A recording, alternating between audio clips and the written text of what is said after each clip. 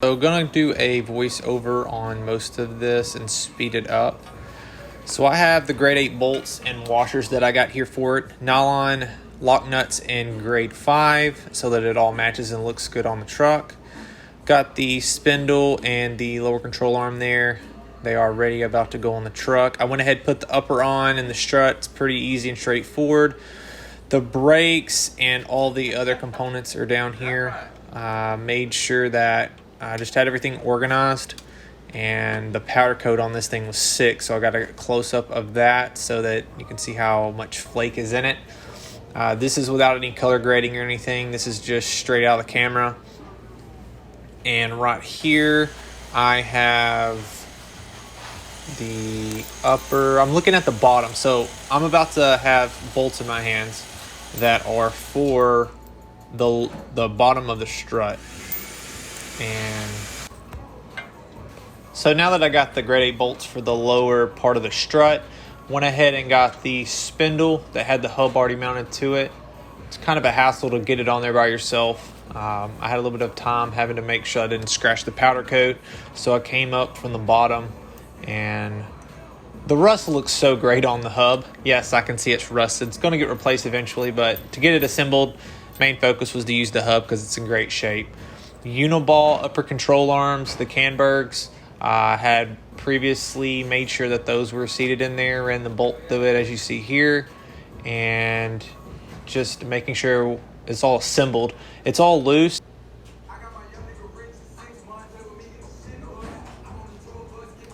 Here is a speeded up video of me tightening everything.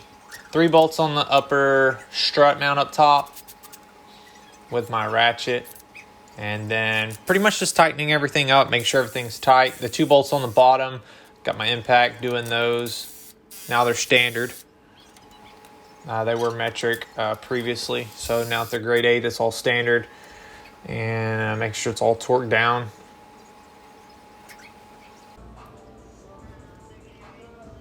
Okay, so we're getting to the brakes. I have set everything up, making sure that everything is in order and organized.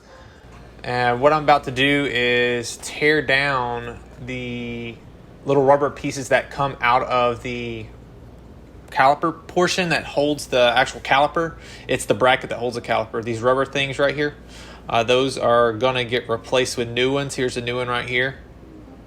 To take them out, the easiest way to do it is just to crimp it with a channel lock of some sort so you can bend it, and then you're able to pull it out, and then you can put the new ones in so that whenever it does compress, it does not damage it. It makes it look good, and you're already doing this much, so it's stripped down. So here is a walkthrough of how to do it the easy way. There's so many ways you can do this. You can do it with a press. You can do it with some other things. Pressing them in, you're really not going to have the best of luck. So you just make sure that it's square. Get a 2x4 like I have here. You're going to get a mallet. And you're just going to give it a tap. Nothing crazy. And then there you go. It's that simple. All of them go in about the same.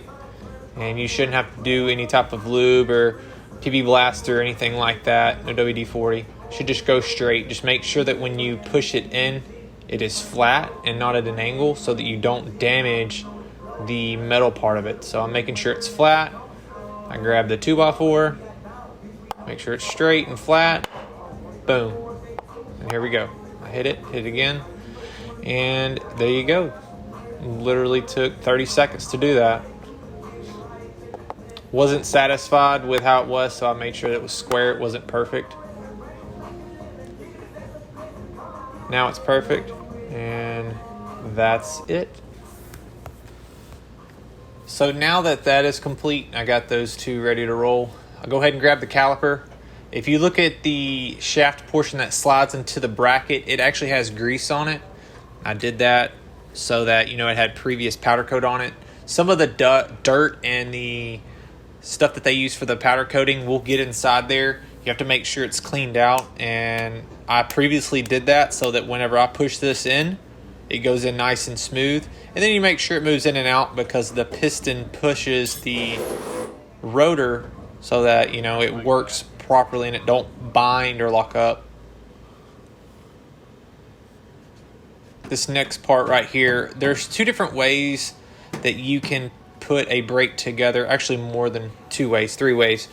The way that I'm doing it here is the bolt that actually has the shaft that goes onto it. I left it on there because of the green powder coated bolt. I'm sliding it through there and putting these little brackets that hold the pads on there so that it doesn't mess the powder coat up.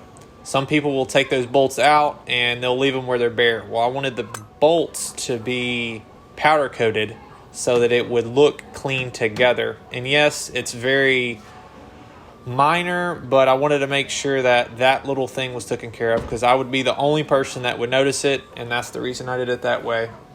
The bolts that are actually mounting to the axle, you can see they're in the bracket as well. Those are powder coated gray.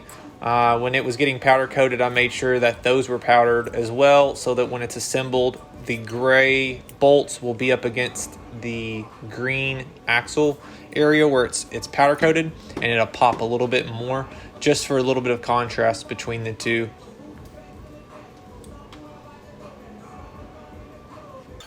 This is about a 30-second process. I speeded it up pretty fast. It took me about 4 minutes to do this, but me speeding it up made it easy. So just took the brackets, made sure they were straight in there, got a flat head, very carefully tapped them in so that they were flat and they were sitting nice and square. A little bit of a pain to maneuver without messing up the powder coat, especially the green. But once I got that in, the pads slid right in and it was a piece of cake. And that's pretty much it. There we go, both pads are in.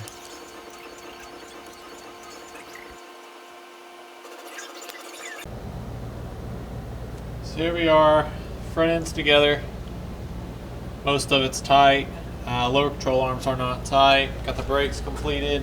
I got the grease so that I put it inside the sleeves that go inside of these here. These have been replaced. There's grease in here. Made sure it was lubed and have it to where this is still green so that this is all green, and that's great. It has a good contrast between the two. Pads are in on all 4.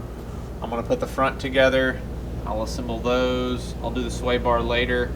I'm going to go ahead and put that G2 cover on it as well. I got to tighten up the U-bolts. It's the only thing I really haven't done on the rear is tighten the U-bolts up. And I need to straighten this up. It's a little crooked because when it got moved, the bottom of that touched something and it slightly bent it, so I got to straighten that out.